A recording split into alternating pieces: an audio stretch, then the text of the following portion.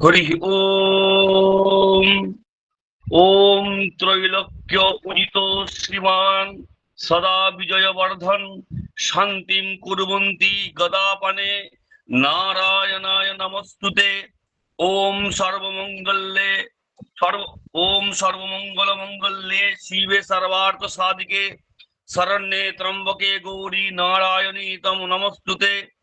ওম অজ্ঞানতিমিরান্ধস্য জ্ঞানাঞ্জন শলাকয়া চক্ষুর উন্মিলিতম येन তস্मै শ্রী গুরবে নমঃ। ওম তৎসৎ।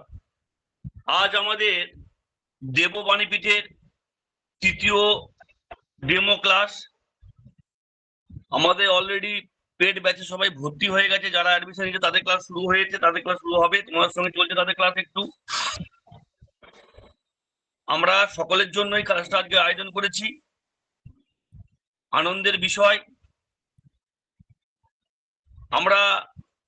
আমরা পেয়েছি আমাদের খুবই প্রিয় এবং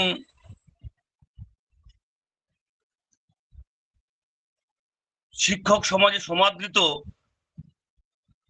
এক মহান বক্তাকে। তোমরা তার কর্মেতেই পরিচয় পাবে। আমি বিশেষ করে তার সম্বন্ধে বলার আগে তোমরা যখন পড়বে নিজেরাই বলবে, না স্যার ক্লাসটা খুব ভালো লেগেছে আজকে। ওনার সম্বন্ধে একটু বলতে হয়, উনি দীর্ঘকাল, প্রায় আমার শোনা 14-15 বছর উনি শিক্ষকতার সঙ্গে যুক্ত আছেন এবং নিজে তোমাদের সঙ্গে যুক্ত হয়েছিলেন। প্রথম দিন ক্লাসে তোমাদেরকে উপদেশ দিয়েছিলেন উনি, কিভাবে প্রিপারেশন নেবে, কিভাবে পড়তে হবে। অধ্যাপক সুব্রত সরকার মহাশয়, উনি বর্তমানে সিএসসি পাস করে বিজয়নগর মহাবিদ্যালয়ে অধ্যাপনায় রত আছেন। ভূতপূর্ব বিভাগাধ্যক্ষ ছিলেন। বর্ধমান বিশ্ববিদ্যালয়ে উনি প্রতিযোগিতা ছাত্র এবং শিক্ষক। অনেক মানুষই তাকে চেনে শিক্ষকতার জন্য। উনি বহু ব্যাচ পড়িয়েছেন। ওনার অভিজ্ঞতা তোমাদের কাজে লাগবে এটুকুন বলতে পারি। অসম্ভব বাগ্মী একজন মানুষ, কর্মঠ মানুষ, কর্মযোগী। তো ওনার ক্লাস আমরা যখন শুনবো আমরা বুঝতে পারবো যে আমাদের এই কতটা প্রচেষ্টা করলে এই এসএসসিটা আমরা পার করতে পারবো। উনি আমার অগ্রজ প্রতিম হন। আমাদের ডাকে সাড়া দিয়ে উনি এসেছেন। স্যারকে বলি, স্যার আমাদের ক্লাসে আজকে প্রায় 80+ জয়েন আছে, হয়তো একটু আরো বেড়ে যাবে। সবাই আপনাকে শুনতে এসেছে। বিশেষ কিছু না বলে আজকে যে বিষয় রামায়ণ সবাই জানে, কিন্তু কিভাবে জানতে হবে, কিভাবে পড়তে হবে সেটি উনি বলবেন। তাছাড়াও কিভাবে প্রিপারেশন নিতে হবে, আমাদের কোন ওষুধ থাকলে তাড়াতাড়ি কাজ করবেন, উনি সেটি তোমাদের সামনে তুলে ধরবেন। সকলকে ভালোবাসা জানিয়ে, স্যারকে শ্রদ্ধা জানিয়ে আমি সুব্রত বাবুকে ক্লাসটা শুরু করার জন্য ওনার মতো করে অনুরোধ করছি। স্যার, আপনি শুনতে পাচ্ছেন?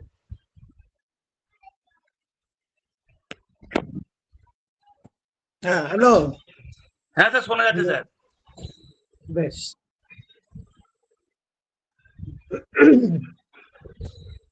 আজকে তোমাদের এই ক্লাসে আমি রামায়ণ সম্পর্কে আলোচনা করব।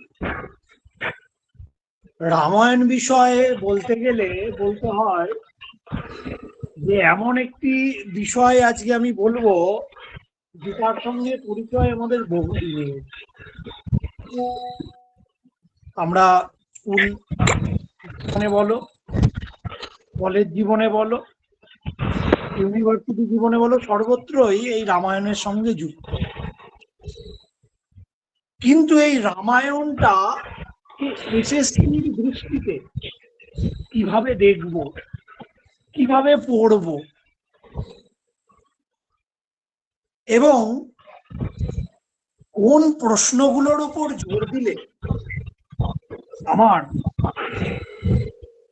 অবশ্যই সেই প্রশ্নগুলি এসএসসিতে পড়বে আশা রাখবো, এইরকম কিছু তোমাদের কথা বলি। এবং সবশেষে মানসিক দিকটা কিভাবে চাঙ্গা করবে সেটাও 2-4 কথা।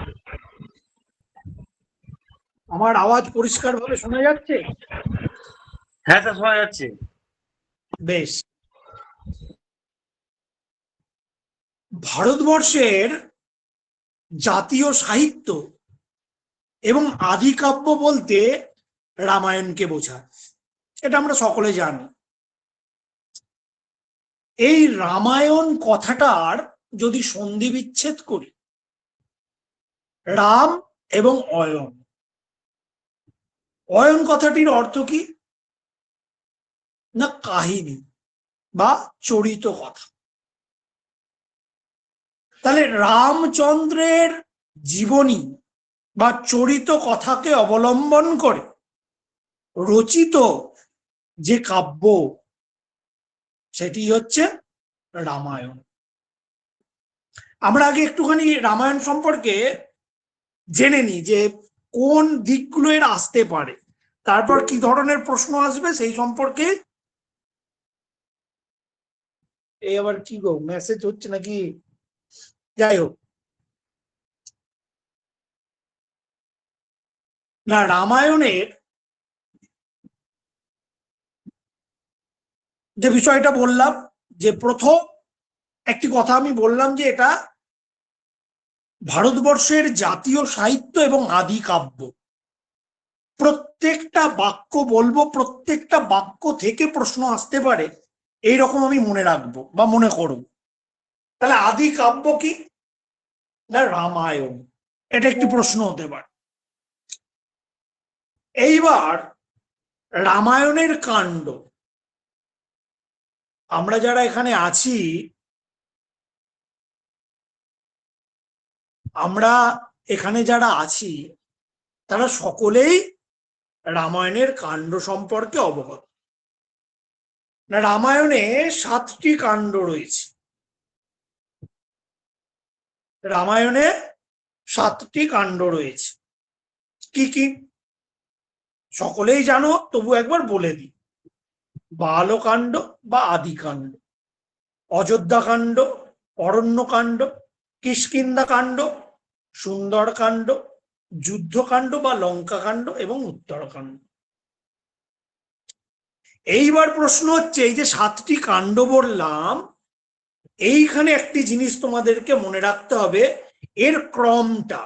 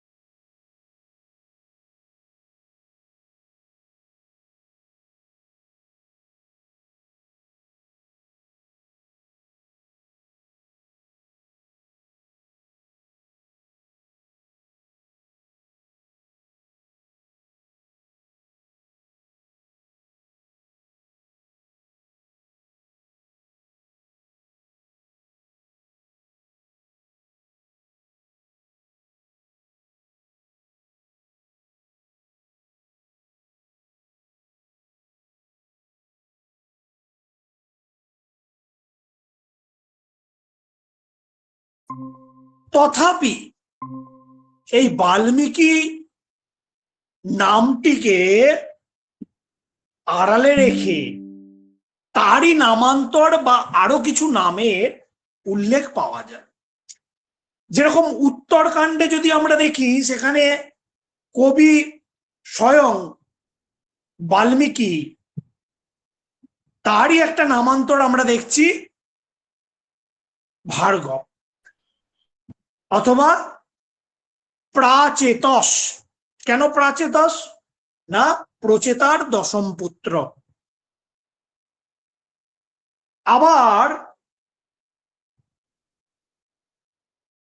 বাল্মীকির যে নাম, যে বাল্মীকি যে রামায়ণের রচয়িতা, এই বিষয়টা বিভিন্ন পুরাণেও লক্ষ্য করা গেছে। যেরকম হরিবংশ, বিষ্ণু পুরাণ, অগ্নি পুরাণ, পদ্ম পুরাণ, এই পুরাণগুলোতে নাম উল্লেখ আছে।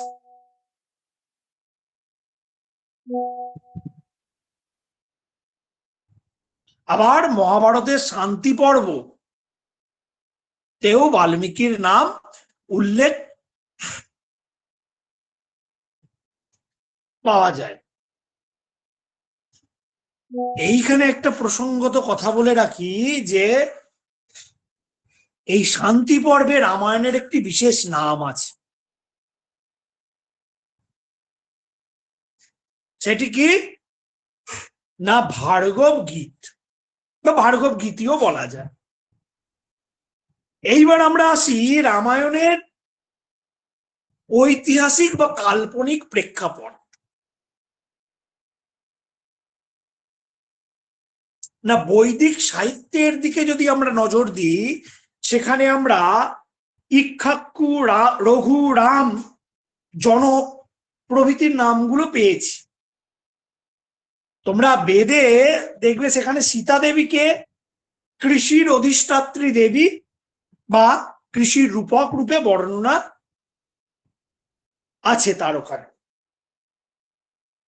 এবার রামায়ণ কেন রচনা হলো, এইটাও একটি কিন্তু এসএসসির প্রশ্ন থেকেই বলছি, এটা এসছে যে রামায়ণ কে, কেন বা কার দ্বারা উপদিষ্ট হয়ে রচিত হয়েছিল। রামায়ণের কিংবদন্তি অনুযায়ী বলা যায় বাল্মীকি একবার নারদকে, নরশ্রেষ্ঠ বা শ্রেষ্ঠ মানুষকে এই কথা জিজ্ঞাসা করলে এবং তার গুণাবলী জিজ্ঞাসা করলে তাকে রামচন্দ্রের কথা উল্লেখ করা হয়েছিল এবং ভগবান ব্রহ্মার আদেশে বাল্মীকি রামায়ণ লিখেছিলেন।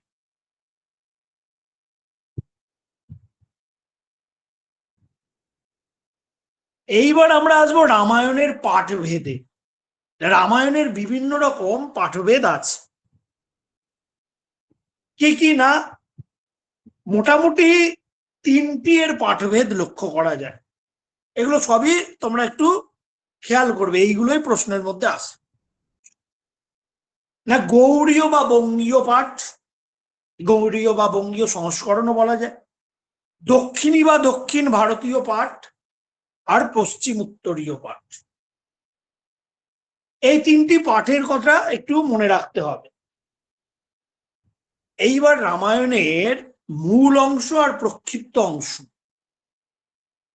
মোটামুটি আমরা সকলেই জানি যে আদিকাণ্ড এবং উত্তরকাণ্ড, এই দুটি কাণ্ডের তাও কিছুটা অংশ মোটামুটি প্রক্ষিপ্ত। বাকি যেগুলো আছে অর্থাৎ অযোধ্যা কাণ্ড থেকে শুরু করে বাকি অংশগুলি, সেইগুলি মূল রামায়ণের অংশ।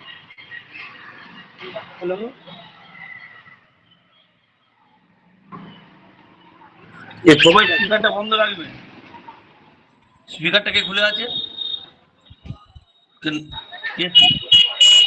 কে স্পিকার খুলে আছে বলো? ঈশ্বর কে আছে বলো তো? ঈশ্বরলাল, ঈশ্বরলাল বন্ধ রাখো। ঈশ্বরলাল, ঠিক আছে স্যার। হ্যাঁ স্যার, হ্যাঁ স্যার। হ্যাঁ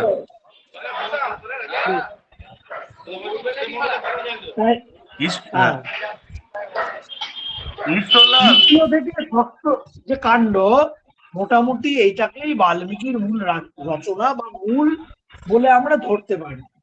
আর প্রথম কাণ্ডের শেষ অংশ আর উত্তরকাণ্ডের কিছু কিছু অংশ, যেরকম লবকুশের জন্ম, রাম কর্তৃক অশ্বমেধ যজ্ঞের অনুষ্ঠান, সীতা পরিত্যাগ, এগুলোকে প্রক্ষিপ্ত বলাই ভালো। এগুলো আমরা একটু টাচ করে বেরিয়ে যাচ্ছি, কারণ এইগুলো অতটাও ইম্পর্টেন্ট না। যেগুলো ইম্পর্টেন্ট বা যে প্রশ্নগুলো আসবে সেইগুলো নিয়ে আসবে, একটু সংক্ষেপে আমি বলে নিই, তারপর আসবো সেই বিষয়গুলো। এইবার বলি রামায়ণের ঘটনাবলীর দিকে একটু নজর দিতে হবে। যে 7টি কাণ্ড, এই কাণ্ড থেকেও কিছু কিছু বিষয় তোমাদের পরীক্ষায় আছে, যেরকম ধরো সীতা পরিত্যাগ, সীতা বিসর্জন, জটায়ুবধ, এই ধরনের প্রশ্নগুলো এসে থাকে। তা আমি যে ঘটনাগুলি মোটামুটি ভাবে আছে তার উপর একটুখানি আলোকপাত করব। যেমন ধরো বালকাণ্ড বা আদিকাণ্ড যদি দেখি, সেখানে কি কি পড়বো বা মনে রাখবো? নারদ বাল্মীকির সংবাদ, ক্রৌঞ্চবধ,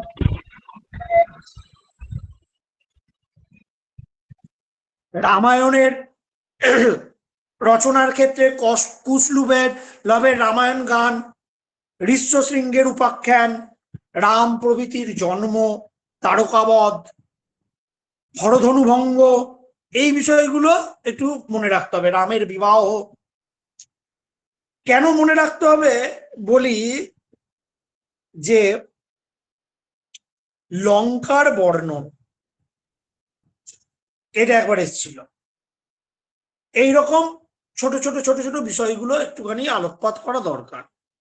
অযোধ্যা কাণ্ডে কি দেখবো? রামের অভিষেকের আয়োজন, মন্থরার মন্ত্রণা, রামের পিতৃসত্য গ্রহণ, বনবাস যাত্রা, চিত্রকূট পর্বত, দশরথের মৃত্যু, ভরতের রাজ্য প্রত্যাখ্যান, রাম ভরত মিলন ইত্যাদি। অরণ্যকাণ্ডের মধ্যে কোন বিষয়গুলো একটু দেখতে হবে না? দণ্ডকারণ্য, অগস্ত্যের আশ্রম, পঞ্চবটী, শূর্পণখার প্রেম পরিণাম, রাবণ মরিচ সংবাদ, সীতাহরণ। এই সীতাহরণ দেখো, এইখান থেকে অরণ্যকাণ্ড থেকে সীতাহরণটা কিন্তু খুব ইম্পর্টেন্ট, এটা দিয়েছিল। রামের বিলাপ ইত্যাদি। কিষ্কিন্ধা কাণ্ড থেকে কি দেখতে হবে? লক্ষণ হনুমানের সংবাদ, রাম সুগ্রীবের মৈত্রী, বালি সুগ্রীব বিরোধ, বর্ষা ঋতুর বর্ণনা, শরৎ ঋতুর ইত্যাদিগুলো দেখা প্রয়োজন। সুন্দরকাণ্ডে কি দেখবো না? লঙ্কাপুরী, হনুমানের সাগর লঙ্ঘন, অশোক বন, সীতা হনুমান সংবাদ, এই বিষয়গুলো দেখতে হবে। যুদ্ধকাণ্ডে যুদ্ধযাত্রা, রাবণের মন্ত্রণা, বিভীষণের রামপক্ষে গমন, সেতু বন্ধন, সেতু বন্ধনটা ভালো মতো করতে হবে, রাম রাবণ সেনার যুদ্ধ, হনুমানের ঔষধি আনয়ন, নিকুম্ভ বিলায়, লক্ষণ বিভীষণের উপস্থিতি, ইন্দ্রজিৎ বধ, এইগুলো কিন্তু দেখতে হবে। আর উত্তরাখণ্ডে কি দেখতে হবে? বিশেষ করে সীতা বিসর্জন, বাল্মীকির আশ্রমে লবকুশের জন্ম, দণ্ডকারণ্যের ইতিহাস, রামের অশ্বমেধ যজ্ঞ, এইগুলো একটু দেখতে হবে। এবার রামায়ণের কিছু টিকা আছে, টিকার দিকটা কিন্তু একটু লক্ষ্য করতে হবে। টিকার মধ্যে অনেকগুলি টিকার কথা কিন্তু এখানে জানতে চাওয়া হয়, তাই টিকার কবির নাম এবং তার রচয়িতা এই দুটোই কিন্তু মনে রাখতে হবে। যেরকম টিকাগুলোর মধ্যে রামানুজের রামানুজীয় টিকা, এটার কথা মনে রাখতে হবে। বিদ্যানাথ দীক্ষিতের রামায়ণ দীপিকা, বেঙ্কট কৃষ্ণাধরীর সর্বার্থসার, যোগী মহেশ্বর তীর্থের রামায়ণ তত্ত্ব দীপিকা, ঈশ্বর দীক্ষিতের বৃহৎ বিবরণ, লঘু বিবরণ, গোবিন্দরাজের রামায়ণ ভূষণ ইত্যাদি টিকাগুলোর কথা মনে রাখতে হবে।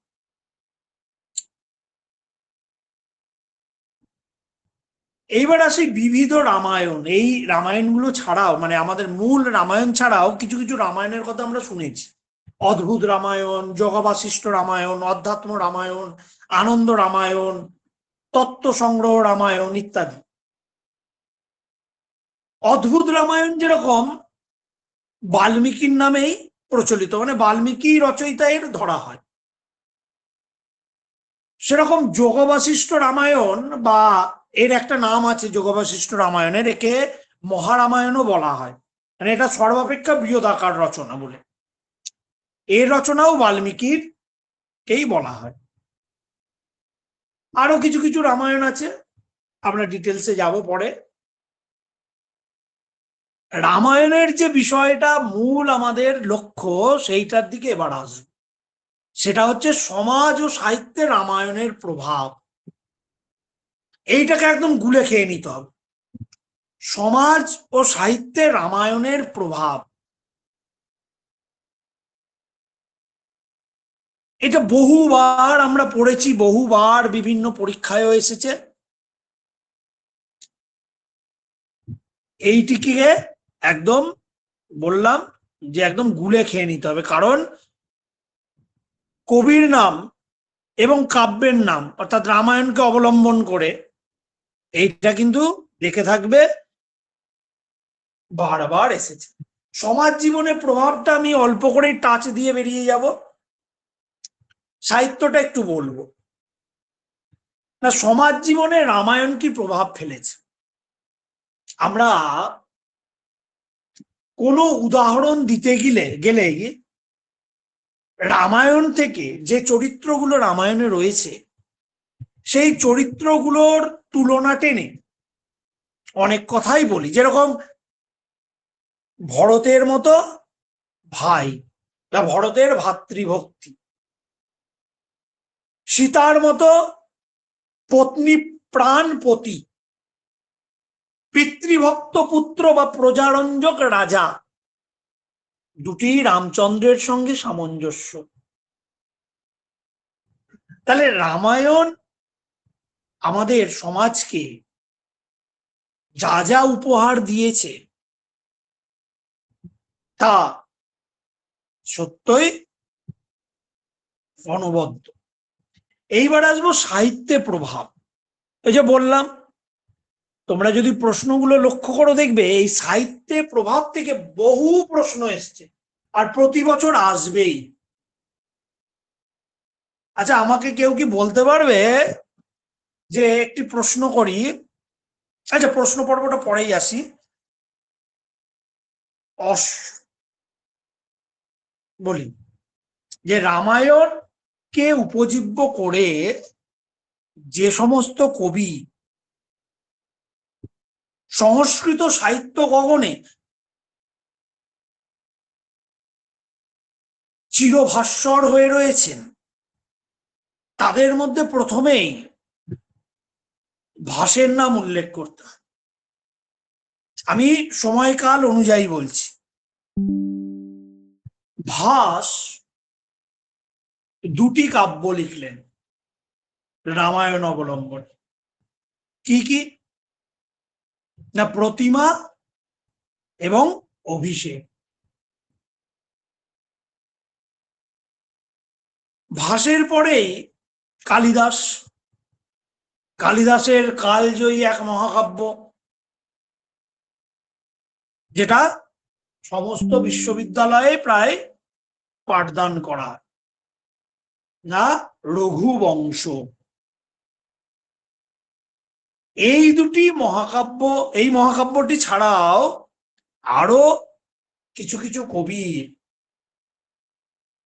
বিশেষ বিশেষ কাব্যগুলির কথা মনে রাখতে হবে। যেরকম ভবভূতির মহাবীর চরিত, উত্তর রামচরিত, ভট্টির রাবণবধ বা ভট্টি কাব্য, কুমার দাসের জানকী হরণ, মুরারির অনর্ঘ্য রাঘব, ক্ষেমেন্দ্রের রামায়ণ মঞ্জরি, রাজশেখরের বালরামায়ণ, সন্ধ্যাকর নন্দীর রামচরিত, জয়দেবের প্রসন্ন রাঘব, ভোজের রামায়ণ চন্দ্র। এগুলোর কথা মনে রাখতে হবে। অপরদিকে শুধুমাত্র সংস্কৃত ভাষাতেই নয়, অন্যান্য ভাষাতেও রামায়ণের বহু রচনা, আমরা রামায়ণকে অবলম্বন করে বহু রচনা দেখতে পাই। দু একটি নাম বলবো, যেরকম প্রবর সেনের প্রাকৃত ভাষায় রচিত সেতুবন্ধ, বিমল সুরীর পৌমচরীয়, আবার বিভিন্ন আঞ্চলিক ভাষাতেও রামায়ণের প্রভাব অনস্বীকার্য। যেমন তামিল ভাষায় কম্ব রামায়ণ, কানাড়া ভাষায় তোরবেয় রামায়ণ, ভানুভক্তের নেপালি রামায়ণ, তুলসীদাসের রামচরিত মানস, আর বাংলা ভাষায় কৃত্তিবাসের সপ্তকাণ্ড রামায়ণ। এছাড়াও আমাদের বাংলার কবি মধুসূদন দত্তের কালজয়ী রচনা রামায়ণকে অবলম্বন করে মেঘনাদ বধ কাব্য, সেটা আমরা প্রায় সকলেই জানি। আবার রবীন্দ্রনাথের বহু রচনাতেও এর প্রভাব লক্ষ্য করা যায়। এই হলো রামায়ণ সম্পর্কে মোটামুটি একটি আলোচনা। কিরকম ধরনের এবার এখান থেকে প্রশ্ন আসতে পারে তার দু চারটি উদাহরণ আমি তোমাদের দিই। কারণ দেখো, এমন একটা টপিক আমি বলছি যেটা সম্পর্কে তোমরা প্রথম থেকেই জানো। কিরকম ধরনের প্রশ্ন বিগত 10 বছরে এসছে তার দু চারটির কথা আমি বলি। আমার কাছে মোটামুটি 10-15 বছরের প্রশ্ন টোটালটাই আছে, তার একটা আইডিয়া আমরা করতে পারবো। দেখো,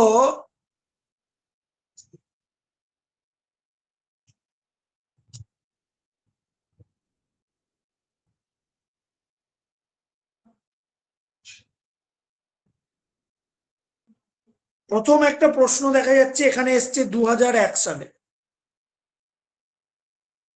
ভারতীয় সাহিত্য ধারায় বাল্মীকি রচিত রামায়ণের নাম কি? এর প্রাথমিক পরিচ্ছেদ বিভাগের নাম কি? সেগুলি ক্রমান্বয়ে লিখুন। যেহেতু আগে এসএসসিটা লিখতে হতো, এমসিকিউ ছিল না, তার জন্য এই ধরনের প্রশ্নগুলো এসছে। তারপরে এসছে বাল্মীকির রামায়ণের কাণ্ডগুলির নাম যথাক্রমে লিখুন। এই যে ক্রম, আমি পড়াতে পড়াতে বলছিলাম তোমাদের, ক্রমটা কিন্তু খুব ইম্পর্টেন্ট। এবং এই ক্রম থেকে বিগত বছরগুলোতে প্রশ্ন একের পর এক এসছে। তোমাদের এবার যেহেতু এই 4টি ক্রম 5টি ক্রম এইভাবে দেবে না, কিন্তু এইভাবে প্রশ্ন আসবে যে রামায়ণের চতুর্থ কাণ্ডটির নাম কি, বলে 4টি অপশন দিয়ে দেবে। বা পঞ্চম কাণ্ডটির নাম কি।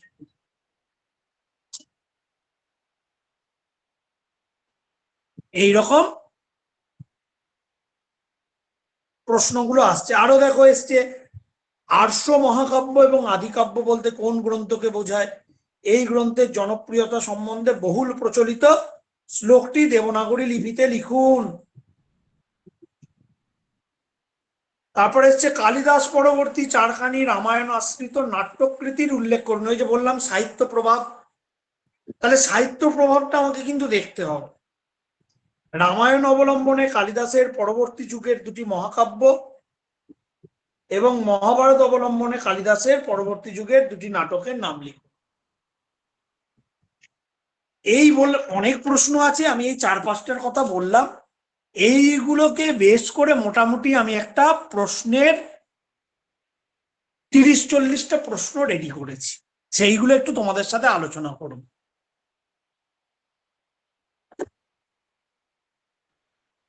স্যার আমি কি স্যার স্ক্রিনে শেয়ার করবো?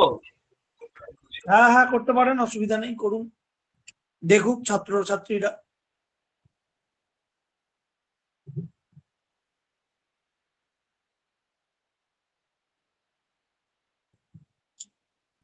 মোটামুটি কি ধরনের প্রশ্ন আসবে এইবার সেই ধরনের আলোচনা আমি করব তোমাদের সাথে।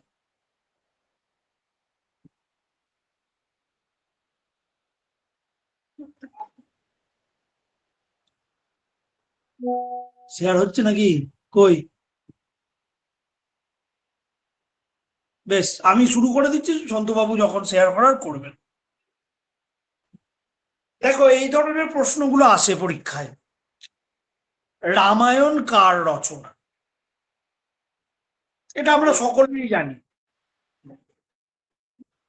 এই প্রশ্ন উত্তর তোমাদের সাথে করতে গেলে যখন আমরা যারা এই আমাদের দেববাণী পীঠে ভর্তি হবে, তাদের যেরকম পরীক্ষা নেওয়া হবে এবং এই আলোচনার সময় তাদের সাথে প্রশ্ন উত্তর করা যাবে, কিন্তু এই ক্লাসে এত প্রশ্ন উত্তর করতে গেলে সবাই হাত তুলবে, এ বলবে ও বলবে, কারণ রামায়ণ তো সকলেরই জানা। তাই আমি আর তোমাদের থেকে প্রশ্ন উত্তর এই পর্বে যাচ্ছি না, আমি প্রশ্নগুলো বলে উত্তর বলে দেব।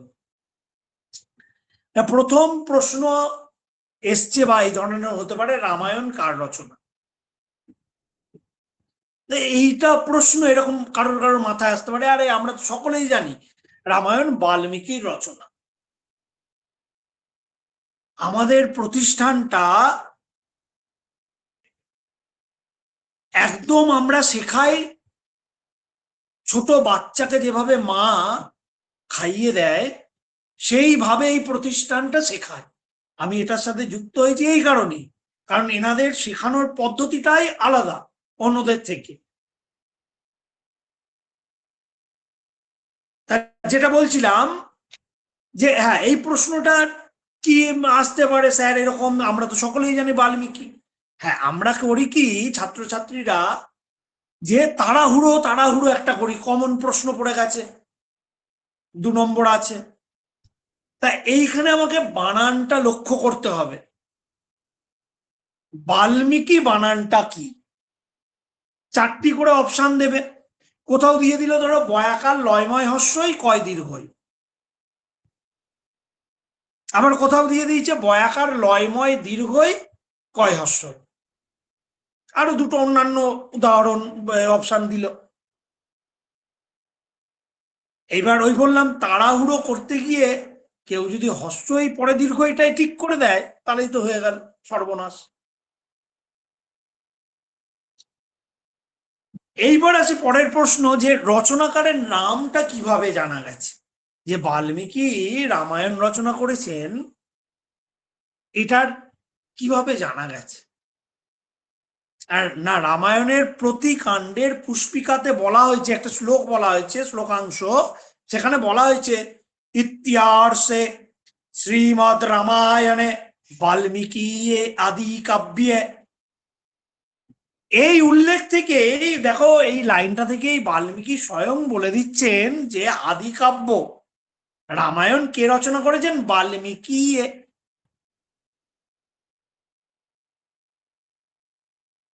এইবার আসি রামায়ণ কথার অর্থ কি। এ ধরনের প্রশ্ন এসছে, রামায়ণ কথাটির অর্থ কি। না, রাম যোগ অয়ন, রামায়ণ। রামায়ণ, এইখানেও একটা জিনিস একটু লক্ষ্য, রামায়ণ এই যে সন্ধিটা, রাম আর অয়ন, ধরো রামায়ণ সন্ধি বিচ্ছেদ করেছে, এবার রাম অয়ন হবে না রাম আয়ন হবে, এটা নিয়েও দ্বন্দ্ব। এটা যখন সন্ধি পড়াবেন, আমাদের স্যাররা আছেন, ব্যাকরণের স্যাররা আছেন, সন্ধি পড়াবে, তখন দেখবে এই যে তোমাদের দ্বিধাগুলো, রাম যোগ আয়ন না রাম যোগ অয়ন, এই বিষয়গুলো দূর হয়ে যাবে। তাহলে রাম যোগ অয়ন রামায়ণ। এই বললাম, পড়াতে গিয়ে শুরুতেই বলেছিলাম অয়ন কথাটার অর্থ কি, কাহিনী বা চরিত কথা।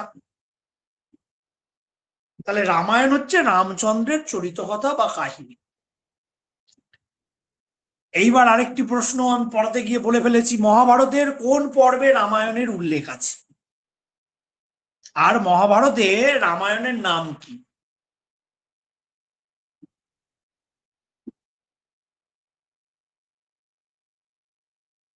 একটুখানি আমি একটু অন্যদিকে আলোচনা করছি, এই বারবার দেখছি লেফট হচ্ছে, আসছে যাচ্ছে, এইগুলো যখন তোমরা পড়াশোনা করবে না, এখন তো মানুষের ধৈর্য খুব কমে গেছে, যখন পড়াশোনা করবে এইটাকে একটু আন্তরিকতার সঙ্গে করবে বা ভালোবেসে করবে।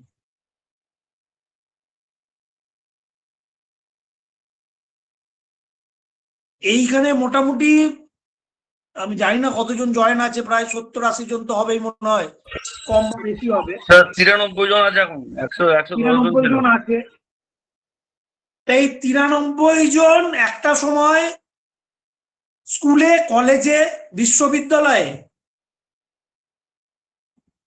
প্রথম, দ্বিতীয়, তৃতীয় হয়ে এসছে, তারা সেই ধৈর্যটা রেখেছিল। আমি আমার স্ক্রিনে যাদের নাম দেখতে পাচ্ছি, 2-4 জনকার নাম দিয়ে উদাহরণটা দিই। অনুশ্রীকে দেখছি, অনন্যা, বিশ্বজিৎ, সাথী, সুনন্দা, প্রতিমা, মৌসুমী, এরা কিন্তু আজ থেকে 5-6 বছর আগে একটা স্কুল কলেজে প্রথম দ্বিতীয় হয়ে এসছে। সেই ধৈর্যটা আজকে এরা হারিয়ে ফেলছে। দেববাণী পীঠ শুধুমাত্র যে কটা নোট দিয়ে দিলাম হয়ে গেল, সম্পর্ক শেষ, সেটা দেববাণী পীঠ নয়।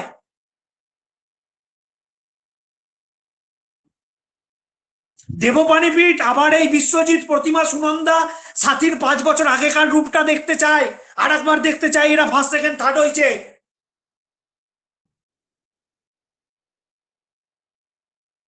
তাই ধৈর্যটা রাখতে হবে।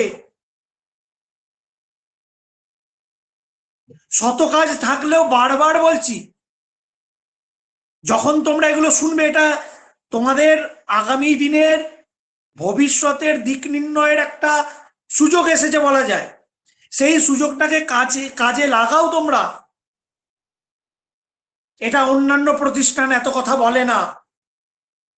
ওই যে বললাম, দেববাণী পীঠ আর একবার দেখতে চাই, প্রতিমা, বিশ্বজিৎ, সুনন্দা, সাথী, আরো যারা যারা আছো, কোথায় গেল গো, হ্যাঁ, এই যারা আছো তারা যেন আবার প্রথম, দ্বিতীয়, তৃতীয় হয়েছো।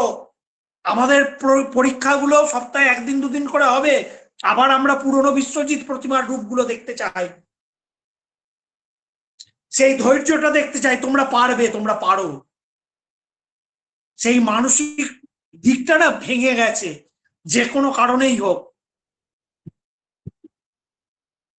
সেটাকে আবার শক্ত করো।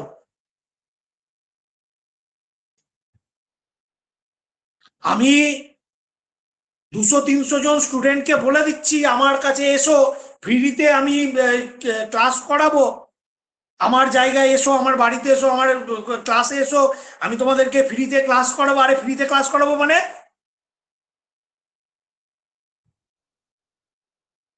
তোমরা তো সকলেই বড়, সকলেই জানো। আবার কেউ কেউ বলছে, আমি শুনলাম, হাসি পায় জিনিসগুলো, যে রামায়ণ যে বিষয়টা বলছে নাকি এইখানেই, কোনো একজন ব্যক্তি বা কোনো প্রতিষ্ঠান বলছে নাকি এইখানেই সেরার সেরা নোটটা আছে। আচ্ছা বলো দেখিনি, রামায়ণ যে বিষয়টা, রামায়ণের যে নোটস গুলো বা যে তত্ত্বগুলো, আমরা তো সব সেই বইগুলো থেকেই পাচ্ছি। হ্যাঁ, এক জায়গায় কালেক্ট করে দেওয়া, কিন্তু ছাত্রছাত্রীকে এমন ভাবে বলাচ্ছে, যারা যারা লেফট করছে, আমার মনে হয়, আমি জানি না, আমার মনে হয় তারা কিছুজন থাকে যে 2-4টে জায়গায় একই কোচিং এ যুক্ত হয়ে গিয়ে না ডিস্টার্ব করে দেওয়া, এরকম থাকে। তা যাই হোক, তারা যারা যা করছে করুক, তোমাদের কাছে বলার, ধৈর্যটা রাখো, দেববাণী পীঠের হাতটা ধরো। এরা তোমাদেরকে পার করে দেওয়ার জন্যই এসেছে।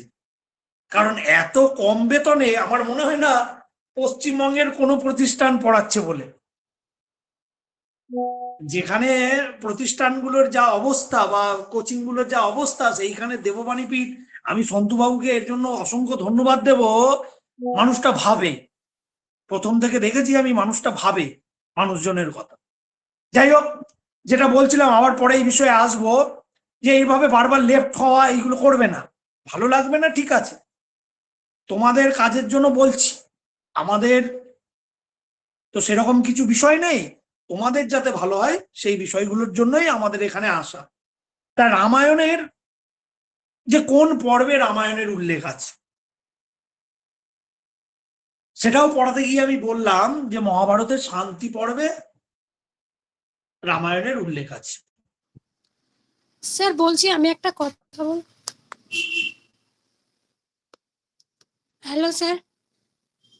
কে গো?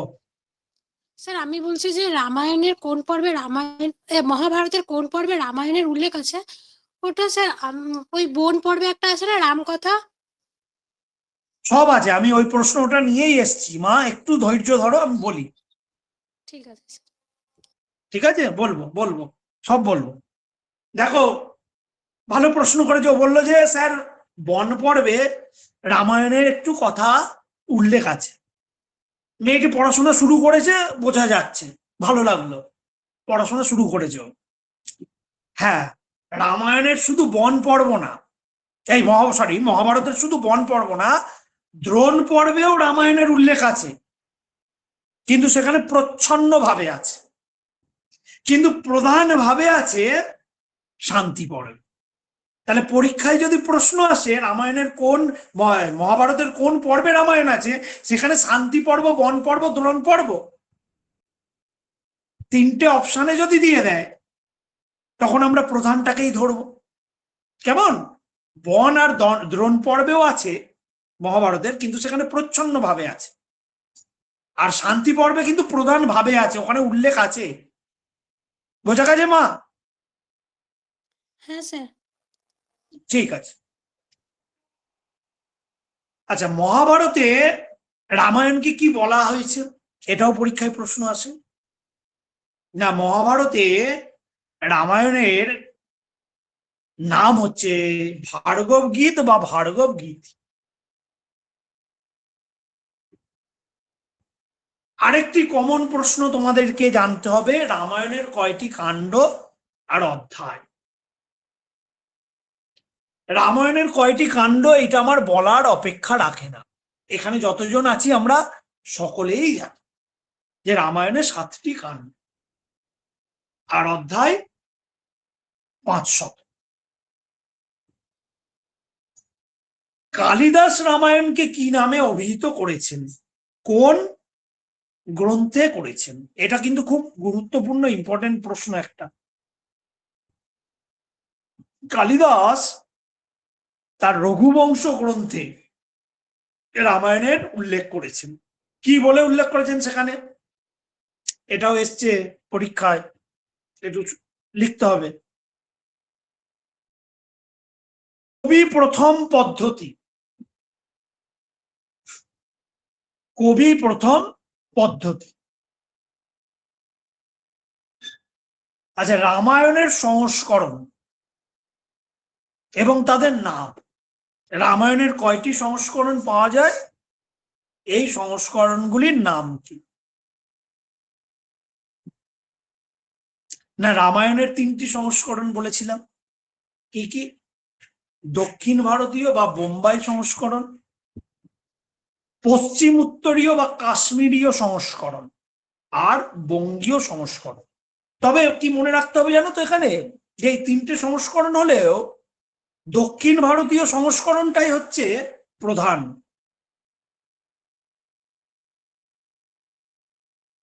রামায়ণের প্রধান রস, এইটা একটি বিতর্কিত প্রশ্ন।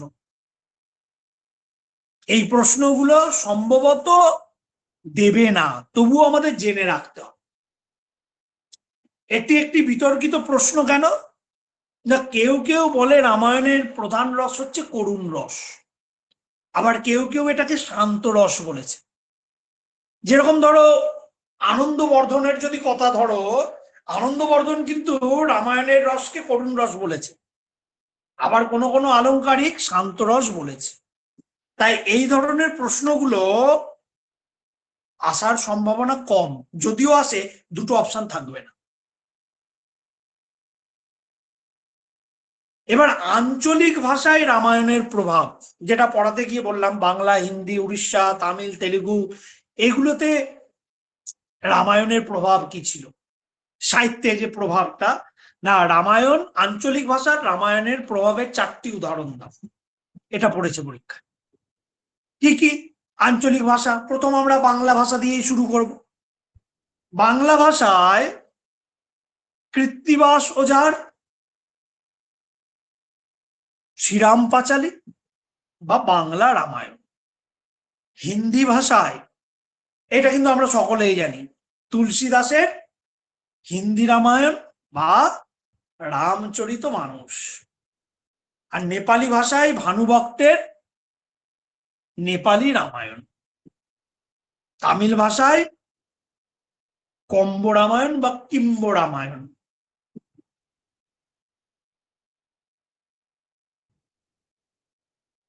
আবার পরবর্তী প্রশ্ন এসছে, দেখো, রামায়ণের কোন কাণ্ডে রামচন্দ্র কর্তৃক হরধনু ভঙ্গ ও সীতার সাথে তার বিবাহের উল্লেখ আছে? তোমাদের ওই যখন কাণ্ডগুলি আমি বিষয় বিন্যাস করছিলাম, তখন সেখানে লক্ষ্য করেছ যে বালকাণ্ডে রামচন্দ্র কর্তৃক হরধনু ভঙ্গের উল্লেখ আছে, এবং সীতার সঙ্গে তার বিবাহ এই বালকাণ্ডতেই আছে।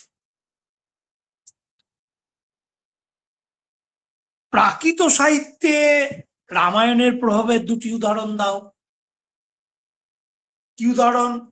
না বিমল সুরীর পৌমচরীয় আর গুণভদ্রের উত্তর রামায়ণ।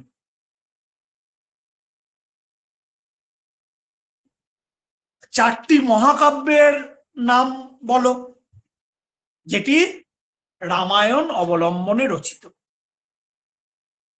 এই কবির নাম আর কাব্যের নাম এটা কিন্তু ভালো মতো মনে রাখতে হবে।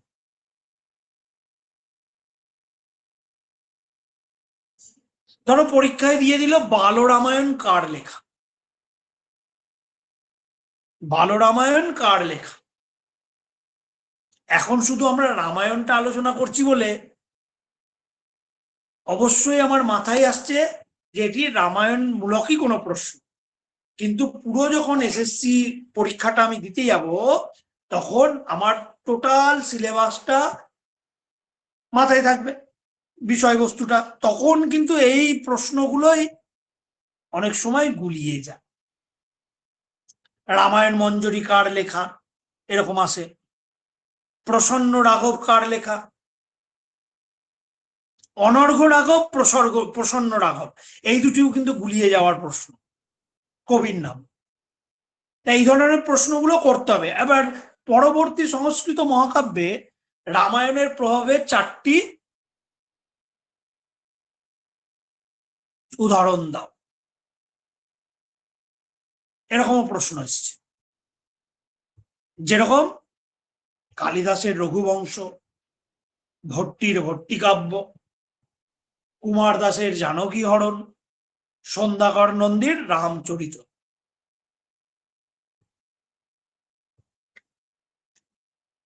পালি সাহিত্যে রামায়ণের প্রভাব কি আছে?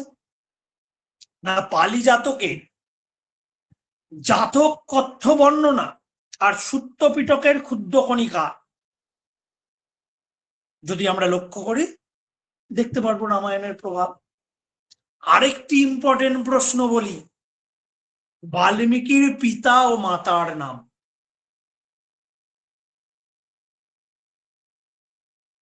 বাল্মীকির পিতা ও মাতার নাম। বাল্মীকির পিতা কে ছিলেন? না চবন মুনি, আর মাতা প্রচেতা। কিছু কিছু বিষয় বা কিছু কিছু ঘটনাবলী আমাদেরকে মনে রাখতে হবে, যে কর্তৃক সীতাহরণ, রাম রাবণের যুদ্ধ, সীতার পাতাল প্রবেশ, এই বিষয়গুলো একটুখানি দেখতে হবে। আর দুটো জিনিস, দুটো শ্লোক একটু কষ্ট করে মনে রাখতে হবে। সেটা হচ্ছে রামায়ণ রচনার মূলে যে শ্লোক,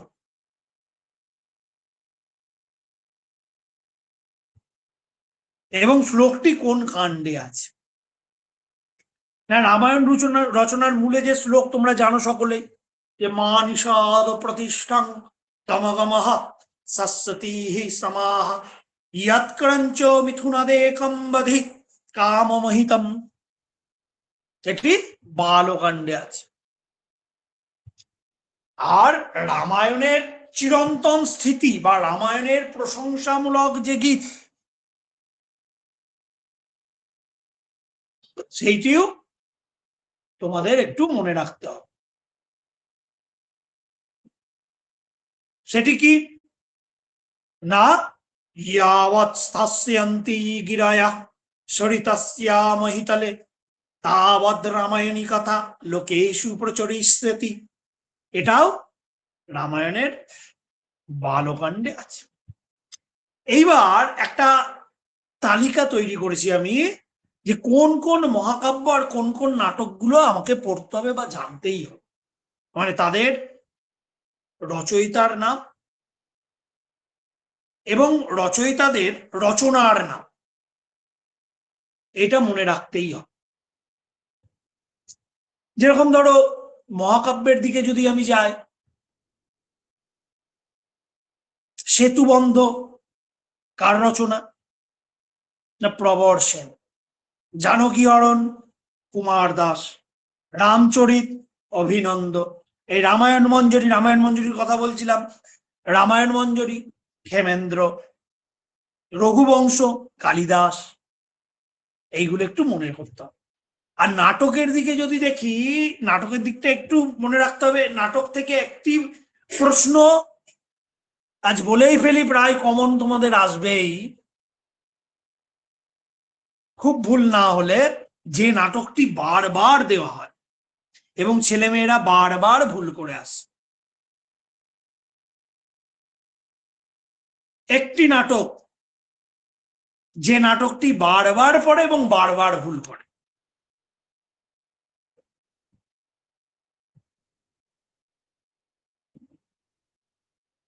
কি সেটি? এই একটি ডেমো ক্লাসে এরকম একটি কোশ্চেন আমি বলে দিই, যেটা তোমাদের আশা করি আসবে। কি নাটক, কোন নাটকটাকে এত জোর দিতে বলছি আমি? সেই নাটকটির নাম হচ্ছে অভিষেক।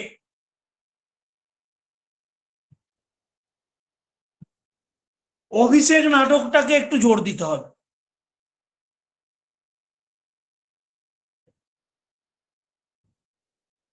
কার লেখা? না ভাসের লেখা। এই প্রশ্নটা আমি যখন ছাত্রছাত্রীদের ক্লাস করাতাম, আমি বহু বছর এসএসসি পড়িয়েছি, ছাত্রছাত্রীদের যখন আমি পরীক্ষায় ওদেরকে লিখতে দিতাম, যখন টেস্ট গুলো নেওয়া হতো, এই অভিষেক নাটকটির রচয়িতার নাম 30 জন ছাত্রছাত্রী পড়লে 30 জনের মধ্যে 25 থেকে 26 জন ভুল লিখতই।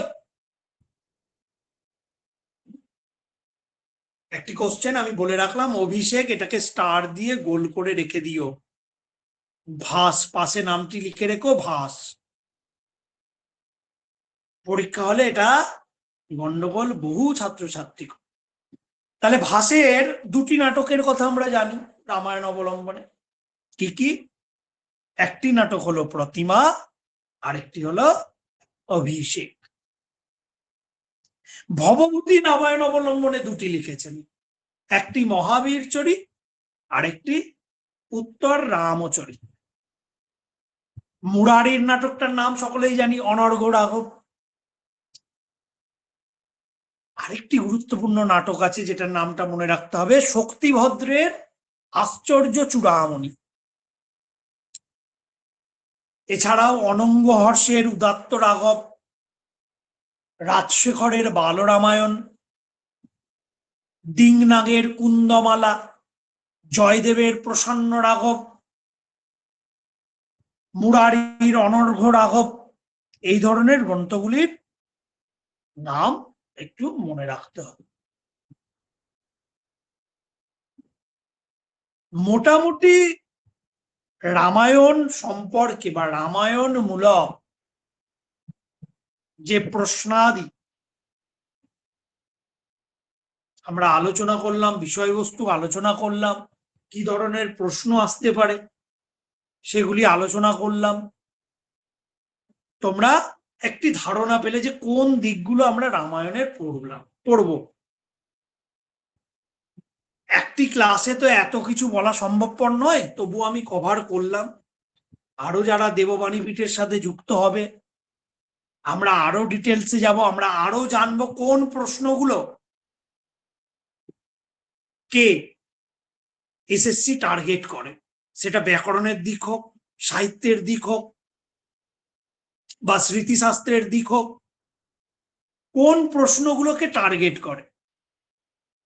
এই বিষয়, এই প্রশ্নগুলো দেখো, রামায়ণ পড়েনি এরকম ব্যক্তি নেই। আমরা যারা এখানে আছি তারা সকলেই পড়েছি। তাহলে আলাদাটা কি আছে? কেন এখানে আসবো? আলাদাটা কি আছে? কোন প্রশ্নটাকে আমি টার্গেট করব? কিভাবে আমি তৈরি হব? এই যে একটা প্রশ্নের আমি দৃষ্টান্ত দিলাম, অভিষেক, তোমাদের বললাম ভালো মতো করবে। এইরকম ব্যাকরণের কিছু কিছু দিক আছে। আমি একটুখানি বলেছিলাম একটুখানি রামায়ণের পর আলোচনা করব। সন্তুবাবু, হ্যাঁ স্যার, বলুন বলুন করুন। আচ্ছা,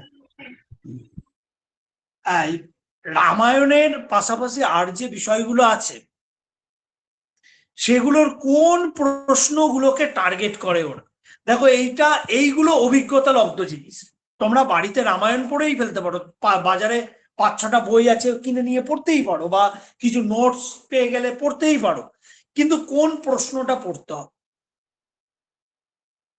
কোন জিনিসগুলো কোন ভাবে মনে রাখতে হবে, তার তো একটা নিয়ম আছে। 3 মাসে পুরো বিষয়টা কভার করে আমাদের মনে রাখা, কোন পদ্ধতিতে মনে রাখবো, কোন বিষয়গুলো মনে রাখবো, সেইগুলো তো শিখতে হবে, জানতে হবে। আমরা জীবনের বড় বড় পরীক্ষাগুলো পাশ করে এসেছি।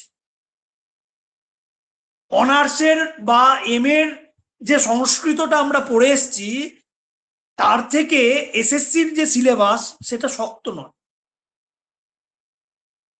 আমরা যেখানে তর্ক ভাষা, ন্যায়মঞ্জরি, ওদিকে তর্ক সংগ্রহ, বেদান্ত সার, সমাস প্রকরণ, এইগুলো পড়ে তার মানে বুঝে এবং পরীক্ষায় যথাযথ ভালো ভালো নাম্বার পেয়ে পাশ করেছি, তাদের ক্ষেত্রে এই এসএসসিটা অনেকটাই সহজ বিষয়। এখানে তর্ক ভাষা পড়তে হবে না, তর্ক ভাষা পড়ে পরীক্ষা দিতে হবে না, বা লঘু সিদ্ধান্ত কৌমুদি পড়ে পরীক্ষা দিতে হচ্ছে না। কিছু কিছু টপিক আছে যে বিষয়গুলো আমরা বহুবার পড়েছি, পড়েও কোন জায়গাগুলোকে আমাকে দেখতে হবে, পড়তে হবে, জানতে হবে, সেইগুলোর জানানোর জন্যই এই দেববাণীপীঠ। এই যে বললাম, দেখো আমি দীর্ঘকাল এই এসএসসি পড়িয়েছি,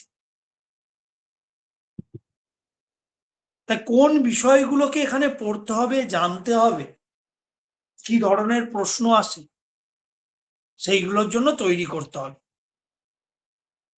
নেগেটিভ মানুষ যারা আছে তাদের সঙ্গ এই 90 দিনের জন্য আমি ভুলে যাব। কিরকম নেগেটিভ মানুষ? কিছু মানুষ আসবে, বলবে কি হবে পরীক্ষা দিয়ে, ও তো সব পেয়ে যাবে, ও পাবে, এ পাবে, রাম পাবে, শাম পাবে, যদু পাবে, মধু পাবে। এইরকম প্রশ্ন অনেক আসে, তাদের কথাটা 90 দিনের জন্য শুনবো না। আমরা যদি কাব্যাদর্শ একটু পড়ে থাকি, সেখানে একটু অন্যদিকে একটু আলোচনা করতে হচ্ছে। কাব্যাদর্শ যদি প্রথম পরিচ্ছেদ পড়ে থাকি, সেখানে কবিত্ব শক্তি হওয়ার জন্য 3টি বিষয় লাগে, জানো তোমরা সকলেই। সেটা হচ্ছে প্রতিভা, একটি আছে তার মধ্যে প্রতিভা, যেটা আমরা নিয়ে জন্মাই। মানে নিয়ে জন্মাই বলতে আমার পূর্ব জন্মের যেটা সঞ্চিত, সেটা নিয়ে আমরা জন্মাই, এটা প্রতিভা। তাই কেউ কিছু বলুক না বলুক শুনবো না, 90 দিন আমি পড়াশোনা করব। 90টা দিন আমার নিজেকে একবার বলবো আমি 90 দিন চেষ্টা করেছি, তারপর পারিনি।